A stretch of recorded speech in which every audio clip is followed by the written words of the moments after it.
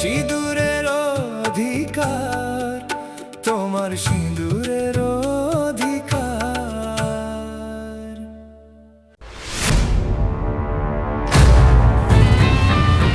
প্রথমে আমাকে টাকা দিল, আর তারপরে এই গয়নাগুলোও সব আমার। পবিত্রা দিদি, তুমি খুব ভালো।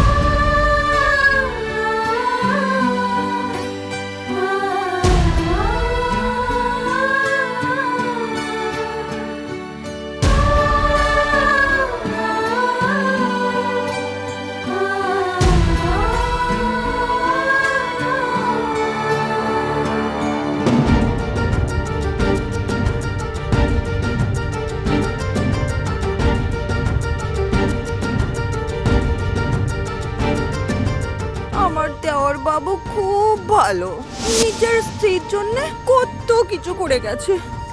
নিজের কোন স্ত্রীর জন্য সেগুলো বানিয়েছিল সেটা কে জানে বলো? পবিত্রার জন্য না কামিয়ার জন্য? আমি তো শুধু এইটা বলছিলাম যে কামিয়াও তো দেওর বাবুর স্ত্রী না, আর তাই এই সব গহনা শুধু পবিত্রা নেবে না, পবিত্রার কামিয়ার মধ্যে ভাগাভাগি হবে। পবিত্রা তো অনেকই অধিকার কামিয়াকে দিয়েই দিয়েছে, ওর কাছে এটা কি বড় কথা? কি পবিত্রা, এটা থেকে কামিয়াও ভাগ পাবে তো নাকি? সবই তো দিয়ে দিয়েছো, এরাও দিয়ে দাও। সবই তো দিয়ে দিয়েছো, এরাও দিয়ে দাও।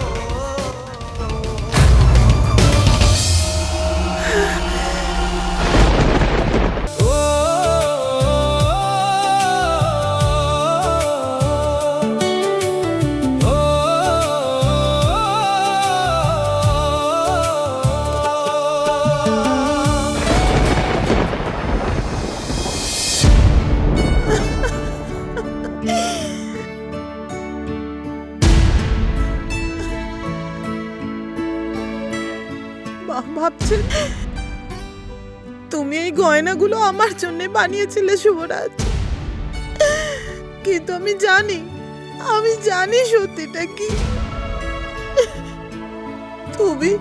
তুমি এসব গয়না শুধু কামিয়ার জন্যই বানিয়েছিলে।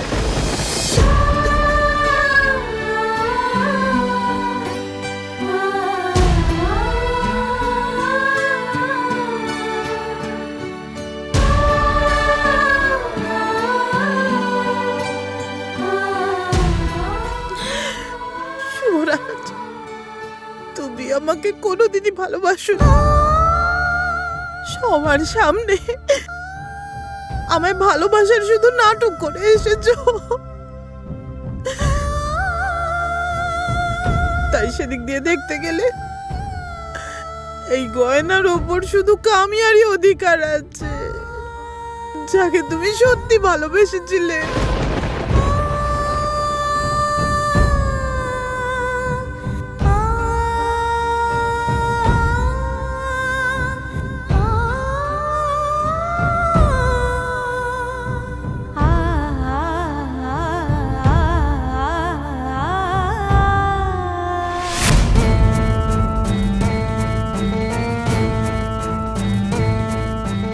আমার এই গয়নার কোনো দরকার নেই, কোনো দরকার নেই এই গয়নার। আর আমি এই গয়না কামিয়াকেও দিতে পারবো না, কারণ আমি জানি যে শুভরাজ, তুমি কামিয়াকে ভালোবেসেছিলে সত্যি, কিন্তু তোমাকে ও সত্যি ভালোবেসেছিল বলে আমার বিশ্বাস হয় না। আমি এই গয়না কামিয়াকে দিতে পারবো না শুভরাজ। যতদিন না আমি বিশ্বাস করছি যে কামিয়া তোমাকে সত্যি ভালোবেসেছে, ততদিন পর্যন্ত এই গয়না আমার কাছেই থাকবে। কামিয়াকে এই বাড়িতে রেখে রুম দিয়ে আমি খুব বড় ভুল করে ফেলেছি, কিন্তু আর নয়। কিন্তু আমি যেদিন জানবো যে আমার এই ধারণা ভুল, সেদিন আমি কামিয়াকে সবকিছু দিয়ে দেব।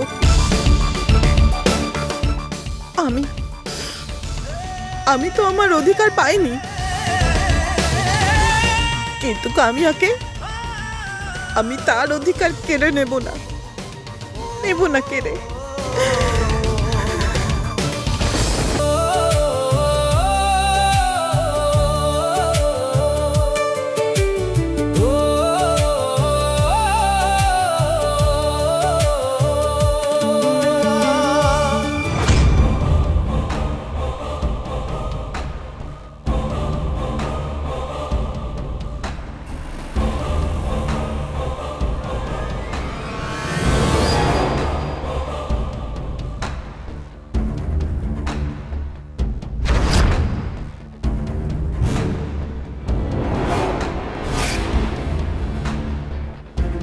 এই পবিত্রার হঠাৎ কি এমন হলো? আজ অবধি যে আমার অধিকার নিয়ে এত বড় বড় কথা বলছিল, আমাকে টাকাও দিল। আমার তো মনে হচ্ছে হোটেলে যা কিছু ও দেখিয়েছে, তারপরে আমাকে সাহায্য করবে বলে একদমই কারোর কথাই শুনছিল না। কিন্তু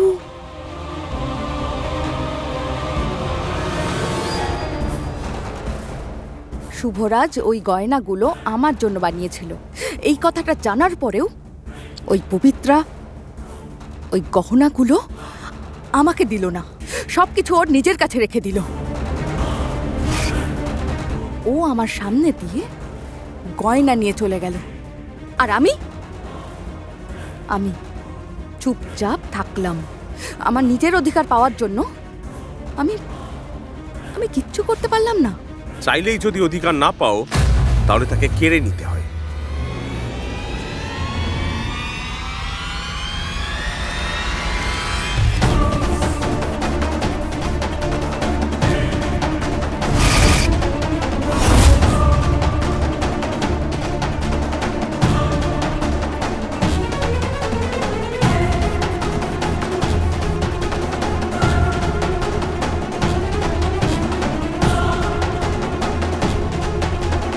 আমি তোমার অবস্থা বুঝতে পারছি। আমরা একই অবস্থায় আছি, আর আমাদের অধিকার কেড়ে নেওয়া হয়েছে।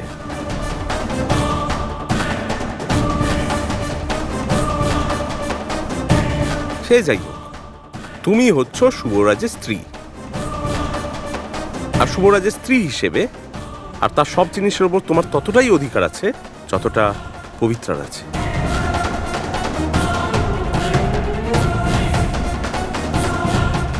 দেখো, গয়না পাওয়ার জন্য তোমার ভাগ্য থাকা দরকার। পবিত্রা দিদি আমাকে গয়না দিল না, আর আমার মনে হচ্ছে ও আমাকে কখনোই গয়না দেবে না। তাহলে কেড়ে নিতে হবে।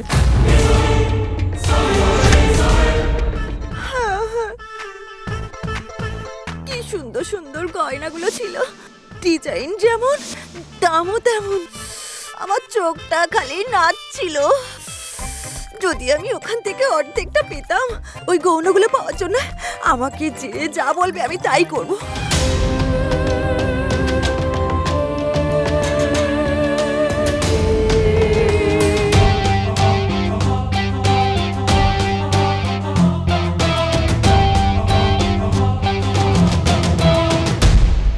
পবিত্রা এসে মনে মনে তোমাকে তো আর গয়না দিয়ে যাবে না, আর তার ঘর থেকে গয়না নিয়ে আসাটা এতটা সোজাও হবে না।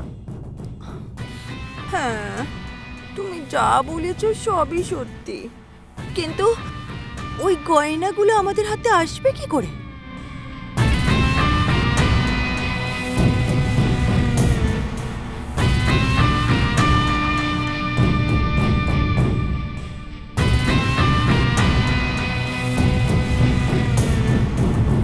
আমার কাছে একটা আইডিয়া আছে।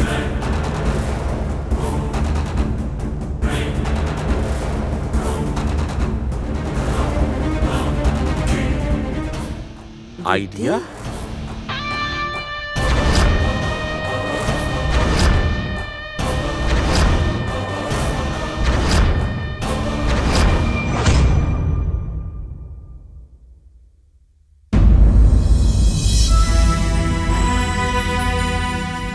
থাক পবিত্রা, থাক। মা, আপনার পাটা টিপে দিলে ভালো লাগবে। আর এসব আমি নিজের ইচ্ছেই করছি, আমার ভালো লাগে।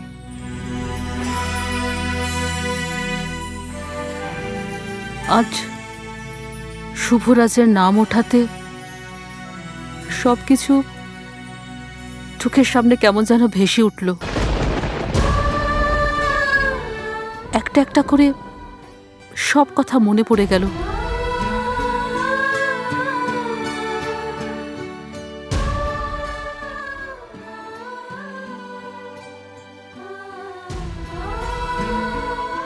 পবিত্রা, এই গয়না শুভরাজের শেষ চিহ্ন। এই গয়নাগুলো সাবধানে রেখো মা। হ্যাঁ মা, আপনি কিছু চিন্তা করবেন না। শুভরাজের কথা যাতে মনে না পড়ে, নিজেকে ভুলিয়ে রাখার জন্য আমি কাজে নিজেকে ব্যস্ত রাখার চেষ্টা করি। তাহলে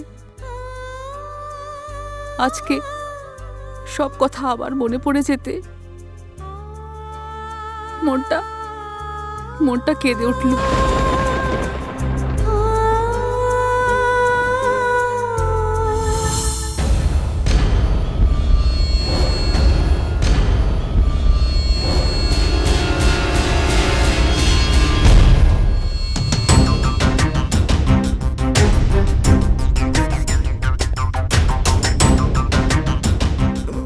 মা,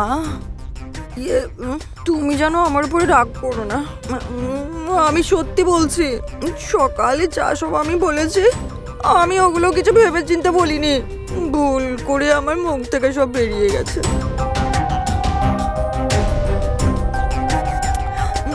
বলার পরে আমার মনে হচ্ছিল আমার জিভটা আমি একদম কেটে ফেলে দিই, যা পারি বলে ফেলি। মা, তুমি তো আমাকে চেনোই, তুমি তো জানোই আমি কেমন।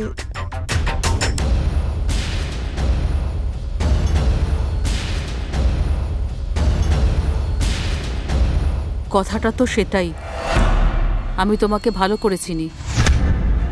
তা সত্ত্বেও তুমি আজকে যে আমার সাথে আছো বুড়ির শরীর সুস্থ নেই, কিন্তু ফুটানি কম নেই। দেখো কেমন ডানির মতো পায়ের ওপরে পা তুলে বসে আছে, আর দাসীও রেখে দিয়েছে সেবা করার জন্য।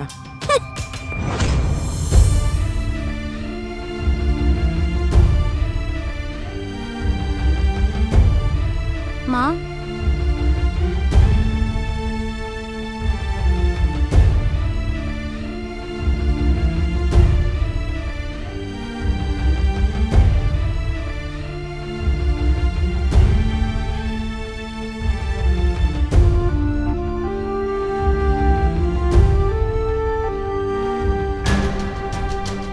আরে পবিত্রা, অরুণা, তোমাদের দুজনের এত এত সেবা করার কি আছে?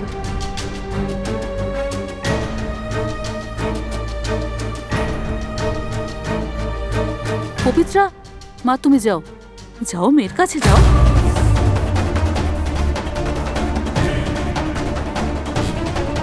মাল্যজা, পবিত্রা যদি ওর ঘরে চলে যায় তাহলে তো সব প্ল্যান ভেস্তে যাবে। না না না না না, আমাকে কিছু একটা করতে হবে। যেভাবেই হোক পবিত্রাকে আটকে অরুণাকে পাঠাতে হবে। হ্যাঁ, বলছি না তুমি যাও।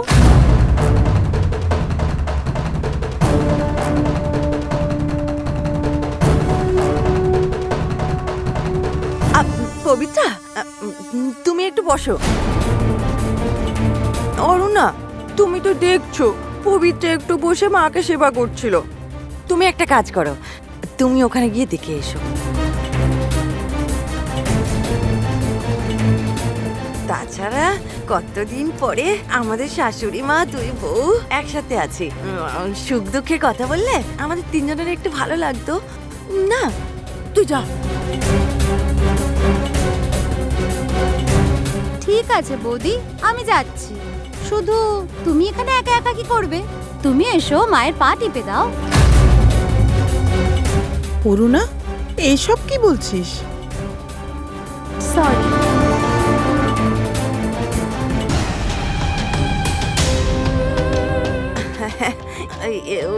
হ্যাঁ মা, ইয়েতে লজ্জা পাওয়ার কি আছে? পবিত্রা, এসো তো এসো।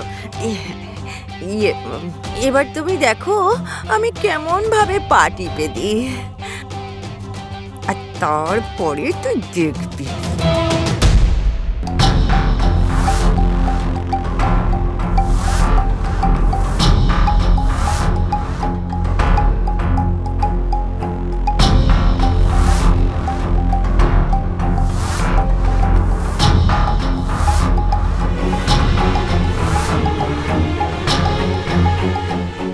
মলজা, কত ভুলো মন আমার। বিলাস কতবার খাওয়ার জন্য বলেছে, কিছু খাইনি এখনো, খালি পেটে রয়েছে। ওকে আমি খাইয়ে দাইয়ে আসছি। মা, আমি তাহলে যাচ্ছি, ওকে খাইয়ে দাইয়ে আসছি। ও খাওয়া হয়ে গেলে আমি আবার আসবো। হ্যাঁ যাও।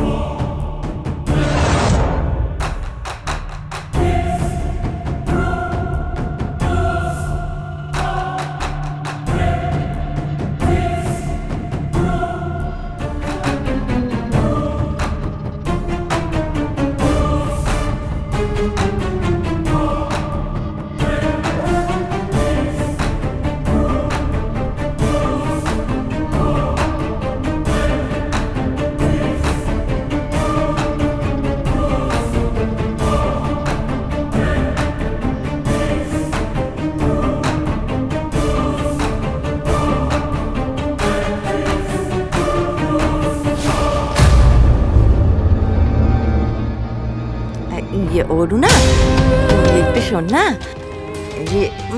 বলছি কি বিলাসের জন্য একটু খাবার বেড়ে দে না। হ্যাঁ বৌদি, আমি বেড়ে দেবো। কখনো তুমিও তো কখনো নিজের হাতে দাদাকে বেড়ে দিতে পারো। তবেই তো দাদা তোমার মতন বউ পেয়েছে বলে গর্ব করবে। শোন, তোর মুখটা আজকাল খুব বেশি চলছে। হ্যাঁ বৌদি, আমি সেটা জানি। পবিত্র বৌদি, ইতিশ্রী ঘুমোচ্ছে।